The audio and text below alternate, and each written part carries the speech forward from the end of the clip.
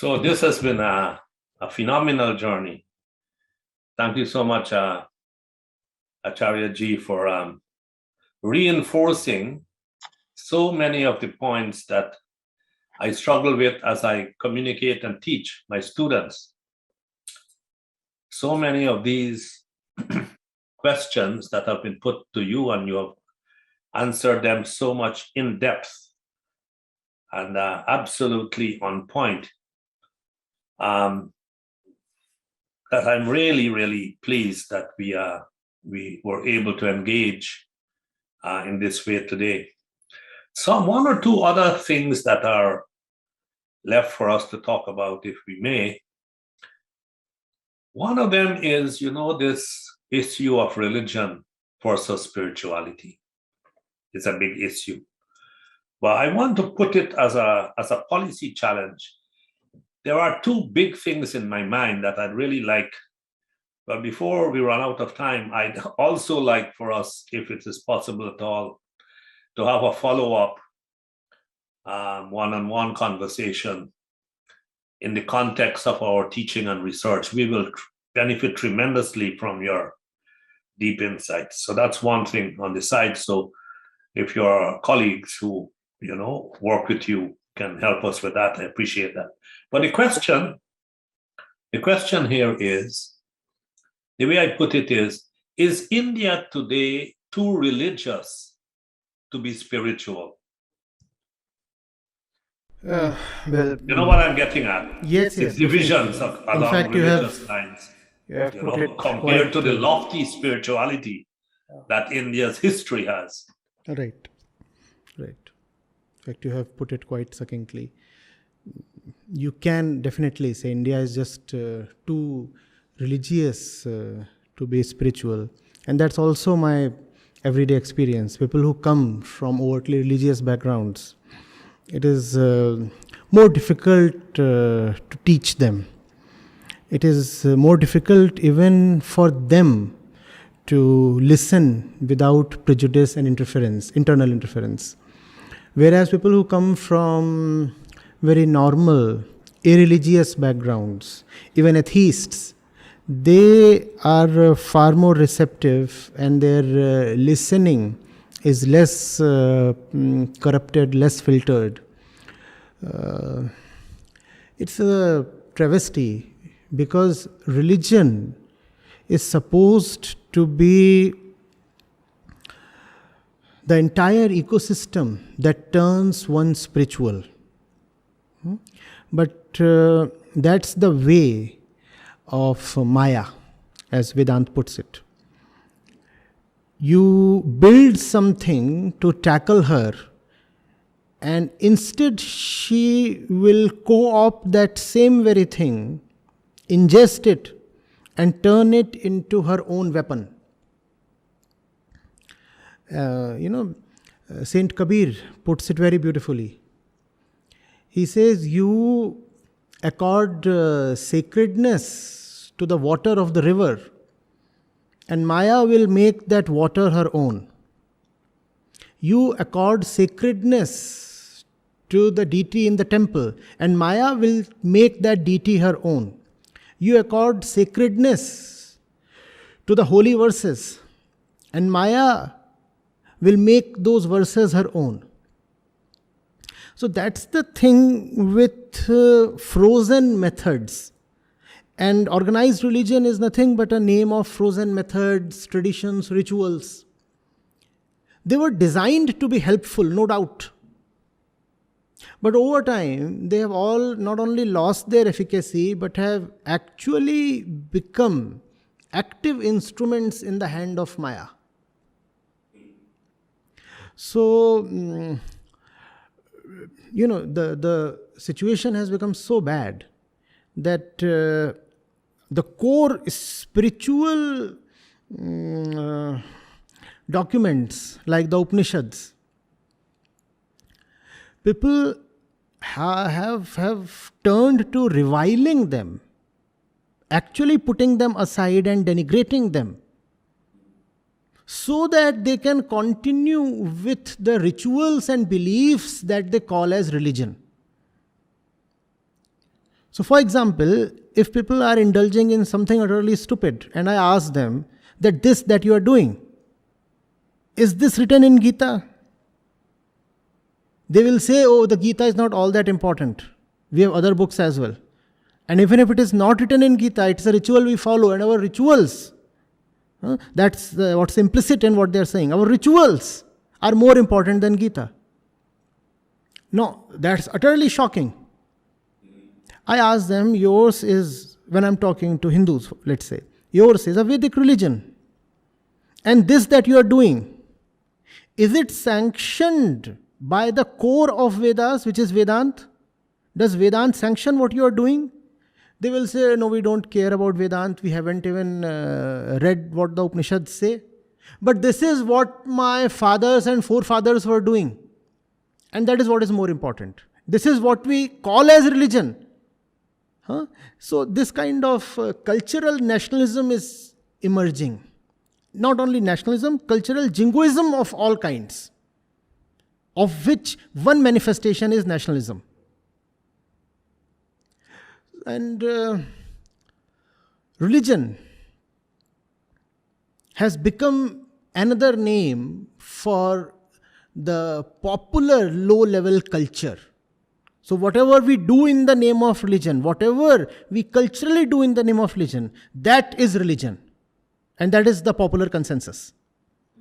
Spirituality, well, that is something we are not interested in. So you are very right when you say that today religion and spirituality are at odds with each other. And that's the most important battle that needs to be fought today. Of bringing out the primacy of spirituality over religion. Otherwise, one very disastrous thing that is happening is that people, especially the young people, the intellectual people, they conflate religion and spirituality, and because they do not like what they see in the name of religion, they go away from spirituality as well. Because they do not like all the rioting and hooliganism in the name of let's say, the Hindu religion. They totally discard the Upanishads as well. Because they do not like the caste system that's prevalent in the Hindu fold. They would discard the Bhagavad Gita as well. My question is, are the Upanishads or Bhagavad Gita or Brahma Sutra or Ashtavakra Gita, are they talking of the caste system? In fact, they are actively saying in so many words that caste system is bogus. You have an entire Upanishad dedicated to discarding the caste system. And yet there are big sections who are discarding spirituality because spirituality appears to be affiliated with religion. Hence, this distinction needs to be very clearly made. That the religion that these people are practicing is not religion. In fact, they have sabotaged the word religion. And this word needs to be liberated from their fold. Otherwise, there needs to be a new stream, and that's what the Buddha had to do. Because the priestly class of that time had totally monopolized religion. Therefore, he had to come up with a new stream of his own, which was nothing but essentially the spiritual core of the existing religion itself. That's right. But he had to give it another name because the existing religion had been totally monopolized. Maybe that is the need of the hour. Either refinement from within or an outgrowth outside. I would prefer an inner refinement.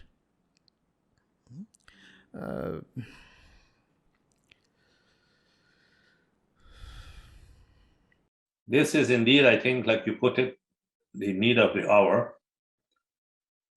When I started this center at the O.P. Jindal Global University, this was the vision and the challenge. It's both a vision and a challenge. I looked at the lofty wisdom, the spirituality that India had. And I look at India today and I see the divide. And I ask myself, one, we have to find a way, and I hope if we can join forces with other like-minded people and organizations, we can hopefully make some progress. But a bigger, more positive question that comes to my mind is, can India lead a new renaissance in the world, building on its lofty philosophy, essentially Advaita Vedanta, and lead us to a new way of doing economics, a new way of politics, a new way of public policy, to a world that will be the world so many of us hope for. And if not us at this generation, our children hope for. A world with more equity, sustainability, prosperity, less conflict, and so on. That world. My hope is that the answer to that question might be yes. But I might be completely wrong. I'd like your thoughts. You see, India is just too big. And therefore, I'm afraid when we say, can India lead a revolution? It becomes a bit hazy. Because India will contain just so many diverse, even opposing elements and streams at all times. We are talking of 1.4 billion people. Maybe there would be awakenings within India, forces from within, streams from within that can show the way to the entire world. But as a patriot, if I imagine a situation where the entire Indian political country has awakened, I find it difficult. Still, we can have powerful movements of awakening starting from within India. And I hope that first of all they get success within India. But what I realistically see is that even if such a movement starts from within India, it has a greater chance of succeeding abroad. Because as you said, India is just too religious. I really share your hope, but realistically, I do not see the first successes coming from within India. So, as far as the initiation of such a movement or such an awakening is concerned, chances are very high that something can happen from within our nation. Chances are very high. But what I also see is that more success in terms of its expansion and acceptance will come from abroad. And what would rather happen is that once there is success abroad, then Indians will probably queue up to follow. So, my heart really wants to agree with you, and that's the reason I have continued to work in this country. I could have taken the decision to shift my base to other places where conditions are much more supportive. And I too want things to happen here in the first place. But because I have been trying since over a decade now, so I know how difficult it is to deal with a mindset that's frozen in time, that has become a hotbed of all kinds of confused notions. And not that abroad it is going to be much better, but at least the Renaissance destroyed some of the most stupid beliefs there. India never had a Renaissance of that kind. So even the worst kinds of beliefs continue to prosper in the mind here. And fighting those beliefs is not only tiring, also feels humiliating, You feel all right and you feel encouraged. when you fight a worthy enemy, how do you feel while fighting a belief that says that there are 7 ghosts that live on this particular tree, and if you do not please them, then your kid will die? Now, this unfortunately is not a joke. This unfortunately is a very solid belief that, let's say, millions in this country share. And if you want to question this belief, not even attack it, then there is great resistance. So the first successes will probably not come from within, but I really, really want that this nation that has given core spirituality to the entire world does not remain or end up deprived of its own fruit. Diya tale andhera. I don't want that to happen, but it's an uphill task. It's an uphill task. Let's see. Thank you. Actually, just a follow-up kind of a point. If I want to know about how Acharya ji would reflect on that. When you are saying that a lot of changes might come from abroad rather than within, that's one kind of observation. Now, one way to think about it would also be to connect genuinely core spirituality with science. Not in the spooky way, what we find, that entanglement of human minds and all those kind of rubbish things, but really understanding that how science and genuine philosophical thinking that went on in our country, they can be integrated. And we at our center, we had hosted some very important scientists earlier, like Donald Hoffman and also Minas Kafatos and so on. And myself working with some scientists in various papers and books, we have seen amazing synergies between, not only Advait is already there, but Buddhism and Jainism and modern scientific thinking. So maybe that this concept that these spiritual philosophies can enrich science in a genuine way, not in a kind of spooky way, that might also help to kind of encourage that kind of a movement. That is like my own passion and thinking, what you can say. So I'd just like to hear from you on that. It's a very worthy desire you have expressed, sir.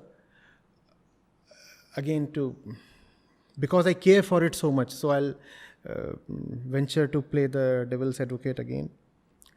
What is happening is that in the absence of self-knowledge, science too can become just another profession of the ego, which means that one could be a great scientist and yet inwardly very ignorant.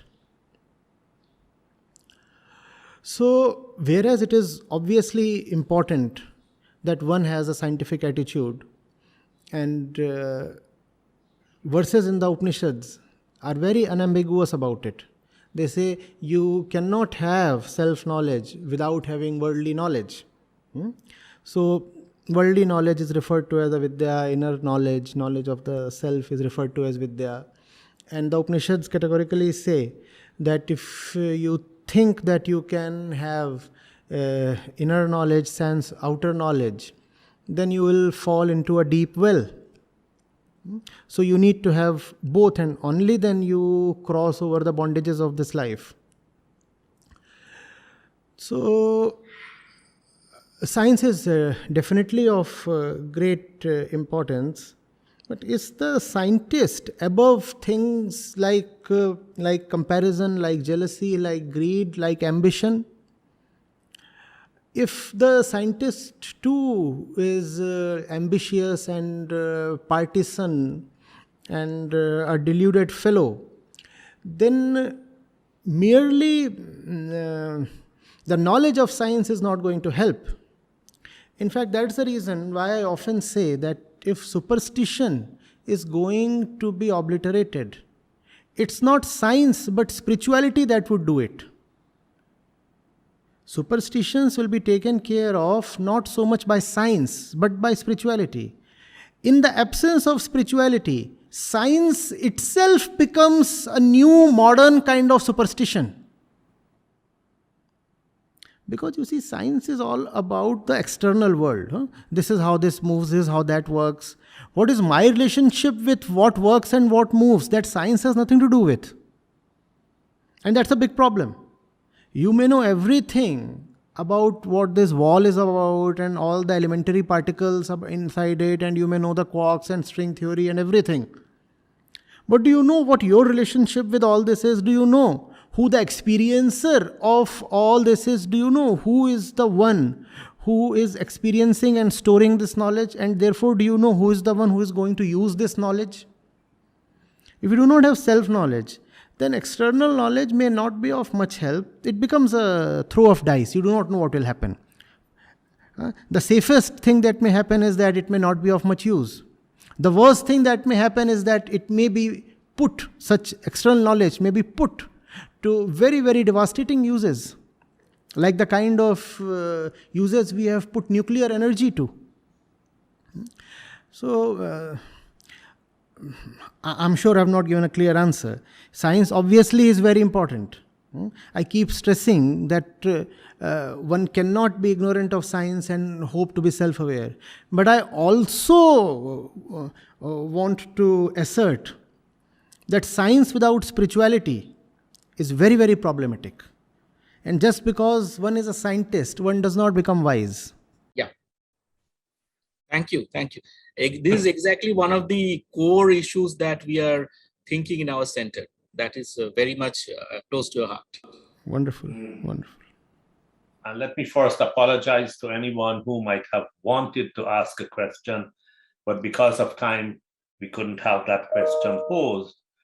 I just want to say in closing, Acharya ji, that when I think of your having been trained at IIT and IIM, and having been in the public service, you bring science and engineering and management and public service experience together with your in-depth knowledge and self-realization of the lofty philosophy of Advaita. We could not have wanted anyone more erudite than yourself to engage with us this evening. So I want to thank you very much for taking the time. I know your time has been great demand. I want to acknowledge the fact that you took the time to engage with us. And we want to, in closing, like my colleague Sudipatra mentioned, we have a few concrete ideas where we believe we can benefit tremendously from an ongoing partnership and relationship with your foundation and yourself. We hope you will agree to that, even in the midst of the great pressures on your time. And we would follow up with Dr. Chatterjee and others to make the link and seek your guidance and inputs, because we share the same goal here. It's exactly what you are setting out to do, that we are setting out to do, and our comparative advantage is within a university system. And we are going to be very happy to put that advantage at your disposal. There are also, of course, as a university, many disadvantages. And we hope to overcome that with a kind of partnership that we can have with your foundation. So today, this is the beginning at this point, I hope, and not the end. It's just the end of these 2 hours we have been so fortunate to have with you. So let me thank you again and thank all your colleagues who helped to organize this. And let me acknowledge as well all my colleagues, both within our own school, but within other schools that might have been present, as well as others. And we look forward to an ongoing collaboration. Thank you very much. Thank you, sir. I thoroughly enjoyed the whole conversation. And I'll thank you and all the participants. And I really do look forward to an association, even a collaboration going ahead. Thank you so much. Okay, bye-bye now. Bye to all. Bye.